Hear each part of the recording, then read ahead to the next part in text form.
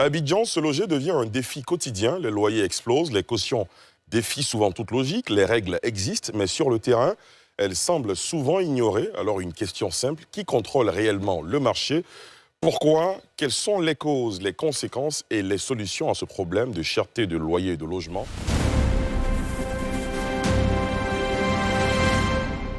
En Côte d'Ivoire, se loger devient un véritable parcours du combattant. À Abidjan, les loyers flambent, les familles étouffent et beaucoup consacrent plus de la moitié de leurs revenus pour un simple appartement. Pourquoi les prix explosent-ils? Qui profite vraiment de cette situation? Et surtout, quelles solutions concrètes pour sortir de cette crise? Ce soir sur ce plateau, des experts brisent le silence et analysent une réalité qui touche des milliers d'Ivoiriens. Restez avec nous. Sur la question des loyers chers à Abidjan, je pense qu'il faut bien comprendre déjà les contours. Le logement aujourd'hui peut être perçu à la fois comme un bien social, justement du fait que ce bien-là touche à la dignité et à la vie même de nos concitoyens, mais il peut être aussi perçu comme un bien économique. Donc il répond de ce fait à une logique économique. Je pense qu'il est bon justement de rappeler quelques éléments du contexte aujourd'hui du secteur immobilier en Côte d'Ivoire pour mieux comprendre donc, les fondements de cette hausse qui peut être perçue par nos populations dans ce secteur-là. Vous savez que la Côte d'Ivoire aujourd'hui fait face à une pression démographique importante, une pression urbaine, on va dire, très importante. Aujourd'hui, vous avez une personne sur deux qui vit en ville, donc 55% de taux de croissance urbaine. Abidjan concentre à peu près 44 à 45% de la population urbaine aujourd'hui en Côte d'Ivoire. Donc, c'est dire qu'il y a une pression extrêmement forte aujourd'hui sur nos villes en général et particulièrement dans les métropoles. Donc, et c'est le cas aujourd'hui à Abidjan. Et ce contexte-là nourrit le déficit que nous connaissons aujourd'hui, près de 800 000 unités de déficit de logement. Chaque année à Abidjan, vous avez à peu près 60 à 80 000 nouveaux ménages qui sont demandeurs d'un logement.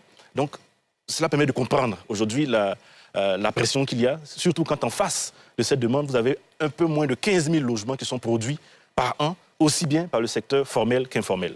Donc, cela montre le déséquilibre qu'il y a dans ce secteur, un déséquilibre aujourd'hui qui justifie justement donc, cette situation de hausse généralisée des loyers, puisque le logement, en tant que bien économique, il est soumis donc à ces deux facteurs-là. La logique économique, justement, qui veut que ce bien-là, justement, ait un prix déterminé en fonction donc, de la loi de l'offre et de la demande, et une logique également de régulation, puisque c'est un secteur aujourd'hui qui fait l'objet de certains textes. L'élément tout à l'heure en a parlé, donc les textes qui ont été pris pour encadrer notamment les relations entre les bailleurs et les locataires, limitant le nombre de mois de caution et d'avance de loyer, etc. Donc, il y a deux enjeux aujourd'hui qui se confondent dans ce secteur et tout l'enjeu pour nous en tant qu'État aujourd'hui, c'est de concilier donc ces logiques-là pour faire en sorte que nous puissions avoir non seulement une justice sociale, que nous puissions avoir un logement qui est accessible, mais que nous puissions aussi garantir la pérennité des investissements dans ce secteur-là, parce qu'il ne faut pas oublier, un secteur qui a un déficit est un secteur dans lequel nous devons encourager l'investissement et surtout pas décourager le peu de personnes qui aujourd'hui, avec le moyen, construisent des logements à destination d'être vendus ou d'être mis en location. Bien sûr, j'aimerais entendre le diagnostic de Dr Souleymane Soumaro, lui qui est économiste également sur ce sujet. Bon, merci Ali, encore pour l'opportunité de nous inviter à NCI. Le diagnostic, on le partage, hein. Vous avez fait un excellent diagnostic.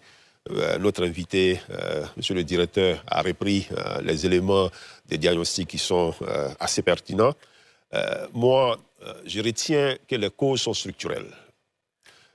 Il faut noter qu'on a une croissance démographique qui est relativement forte, un taux d'urbanisation estimé autour de 52% aujourd'hui à Abidjan. Et ça met beaucoup de pression sur l'offre foncière dont on dispose. Et cette pression, évidemment, quand la demande est forte et que l'offre se raréfie, va faire grimper les coûts. Donc, le foncier est devenu cher. Mais en même temps, quand je me balade dans les quartiers à Abidjan, je me rends compte qu'il y a des espaces, en tout cas des terrains, qui sont sécurisés, mais sans construction. Donc, il y a cette idée d'avoir quelques acteurs qui font de la spéculation. Moi, je me souviens, à l'époque, quand j'étais à la Banque mondiale, nous avions mené une étude sur l'Arabie saoudite, où justement, ces fonciers non valorisés faisaient l'objet d'une taxe supplémentaire pour justement inciter les propriétaires à faire en sorte qu'on puisse rééquilibrer ces déséquilibres entre l'offre et la Il faut demande. peut-être expliquer le foncier non valorisé pour celles et ceux qui nous suivent, qui n'ont pas forcément Simplement, compréhension de ces notions. simplement, j'ai un lopin de terre Que je ne mets pas en valeur, que je ne mets pas en valeur. Au lieu que de- je ne construis pas. je ne construis pas. Alors que la pression, la demande est forte, moi, je le maintiens là dans un but spéculatif, pour pouvoir le revendre un peu plus cher dans le futur. Et il y a aussi, je pense que le directeur l'a évoqué, mais il n'est pas rentré en profondeur, la question du coût des matériaux. Vous avez parlé de l'accès au financement, mais la plupart des matériaux qui sont utilisés pour la construction du logement en Côte d'Ivoire, c'est des matériaux qui sont importés. Nous, à l'époque, on avait travaillé avec le ministère des Mines sur la politique intégrée des ressources minérales et de l'énergie. On a constaté qu'en Côte d'Ivoire, on a à peu près 5 milliards de tonnes de fer qui sont inexploitées. Et l'idée pour nous, ça offre une opportunité pour développer une industrie métallurgique en Côte d'Ivoire. Donc, si on se projette dans le moyen et long terme, je pense qu'il y a des opportunités justement qui pourraient aider l'État à jouer sur le coût des matériaux de construction. Il y a aussi, il faut le dire, une offre insuffisante de logements sociaux. Le gouvernement actuel, quand il est arrivé au pouvoir en 2011, s'est engagé sur un certain nombre de programmes liés aux logements sociaux. L'Ivoirien lambda que je suis a eu l'impression que cet engagement-là ne s'est pas matérialisé au rythme auquel le président de la République l'avait envisagé. Aujourd'hui, il y a un programme d'urgence. Espérons que ce programme-là s'accélère. Mais pour chuter, il y a la question de la régulation. Je pense que cette régulation du marché est imparfaite. Pourquoi, quelqu'un l'a évoqué tout à l'heure, les agences immobilières ont tendance à ne pas respecter la loi. Moi-même qui suis député, j'ai été victime d'une agence immobilière. La loi dit par exemple que en plus des cautions, les frais d'agence sont à 50% à la charge du locataire et 50% à la charge du propriétaire. Ce n'est pas appliqué. J'ai été confronté à cette situation il y a à peine un mois et je suis en train de m'organiser parce que je suis député à saisir la justice pour régler cette question-là et en faire un débat national. Donc Ali, voilà ce que je peux ajouter pour compléter un peu ce que monsieur le directeur. D'accord, on va revenir à M. Kokora tout à l'heure, on va faire un tour de table déjà. Docteur Kumvolo. Oui, merci bien M. Djarasouba pour l'opportunité que vous nous offrez. Je vous en prie. Il faut dire que la question du logement en Côte d'Ivoire est une question cruciale. Et effectivement, les causes peuvent être appréciées à plusieurs niveaux. D'abord, il faut dire que les textes ne manquent pas. C'est un domaine qui est encadré. L'État a quand même fait l'effort d'adopter certains textes. Mais c'est au niveau de la mise en œuvre qu'on rencontre quelques difficultés. Du fait que, c'est vrai, il y a la pression démographique. L'offre est plus élevée que les logements disponibles. Mais le peu de logements quand même disponibles semble avoir une valeur supérieure, on va dire, aux moyens financiers des demandeurs. Alors, il faut apprécier cela à deux niveaux rapidement. Si on se met du côté du bailleur, vous verrez que pour acheter une maison de 3 pièces, par exemple, on vous parle de plus de 24 millions. Si vous achetez la maison à 24 millions et que vous devez la mettre en location, parce qu'il investit, pas à pète, il a besoin d'un profit. Il achète la maison avec la société immobilière à 24 millions, les 3 pièces, et il doit les mettre en location. S'il donne à 100 000 francs par mois, il va falloir 20 ans pour récupérer son investissement. Il est obligé de fixer un prix élevé, qui lui permet quand même de rembourser le prêt bancaire qui lui a permis d'acquérir la maison, mais aussi de réaliser un profit. Alors, on comprend dans ce cas que le bailleur soit obligé de fixer un prix qui est parfois plus élevé que l'attente du locataire, sans oublier qu'il doit payer également l'impôt. La deuxième raison qu'on pourrait donner, qui se trouve du côté des deux, c'est de se rendre à l'évidence qu'on a l'impression que c'est seulement Abidjan qui doit s'agrandir, alors qu'il était possible d'avoir des villes voisines pour quand même, on va dire, vider un peu Abidjan. Et ces derniers temps, j'ai l'impression que c'est dans ce sens que les choses sont en train de se développer et qu'il faut encourager. Donc il faut encourager qu'on ait cette possibilité d'envoyer une partie de la population en dehors d'Abidjan pour quand même réduire la pression et permettre de baisser le prix du loyer. Alors j'avais dit que les textes ne manquent pas, mais il y a un problème de suivi. Effectivement, entre le bailleur et le locataire, il y a quelque chose qui ne va pas. Les intermédiaires qui interviennent, qui viennent influencer les prix qui se fixent. Vous pouvez rentrer en contact avec le bailleur qui vous dit effectivement, il faut 2 mois d'avance, 2 mois de caution, mais l'intermédiaire exige 1 mois de plus et il vous dit carrément qu'il n'a rien à prendre avec le bailleur, c'est vous qui devez assumer la totalité. Et donc, parfois, le bailleur, lui, il donne un prix, mais celui qui est censé encaisser le loyer donne un autre prix. De sorte qu'il y a de la surenchère sur le prix de départ qui a été proposé par le bailleur. Pour moi, il faut un contrôle à ce niveau pour pouvoir quand même soulager un peu les locataires. Beaucoup de contrôle et de régulation. Oui. On l'a entendu. Docteur Kouadio, D'abord, merci à NCI pour je vous en prie. le fait d'être le miroir de la société, parce que c'est une problématique qui touche au quotidien des Ivoiriens. Et en parler aujourd'hui, c'est vraiment la preuve que vous êtes à l'écoute de la population et ça a félicité. Merci, Je docteur. dirais que le docteur Songalo m'arrache les mots de la bouche. Soumaoro, autant pour moi.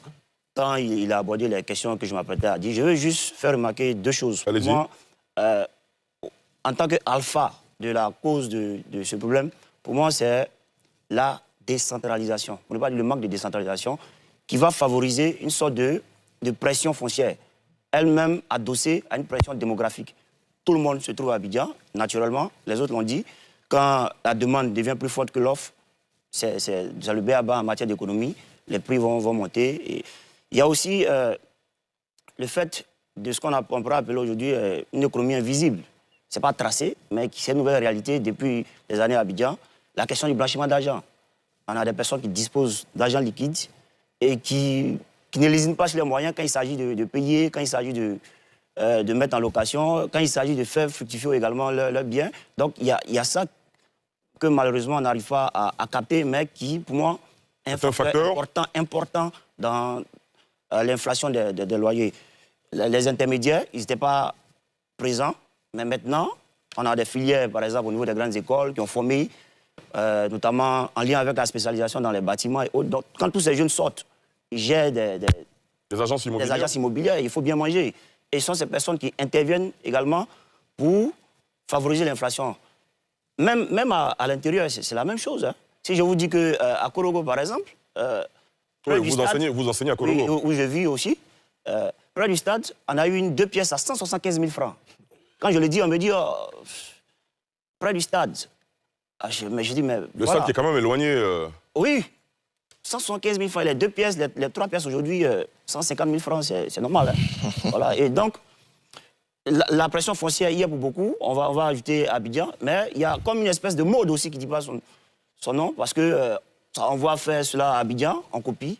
Et cette mode, je pense qu'elle prospère parce que l'État ne frappe pas fort. Il y a une sorte de manque de, je ne dirais pas de sanctions, mais de laisser aller, qui fait que les bailleurs, ou bien certains bailleurs, certains intermédiaires, se croient le droit de tout faire. Et voilà, malheureusement, au détriment du locataire, au détriment du citoyen lambda, qui n'a que ses yeux pour pleurer. Donc c'est ces questions-là que je voulais adresser, en plus de celles qui ont été abordées par mes prédécesseurs, notamment le coût des matériaux, le déficit. Je crois qu'il y avait M. Siriki Sangaré qui était passé sur votre plateau avec Cheikh Ivan, qui avait parlé de 600 000 logements en termes de déficit. Monsieur le directeur vient de je dirais même de confirmer cela en parlant de 800 000 logements.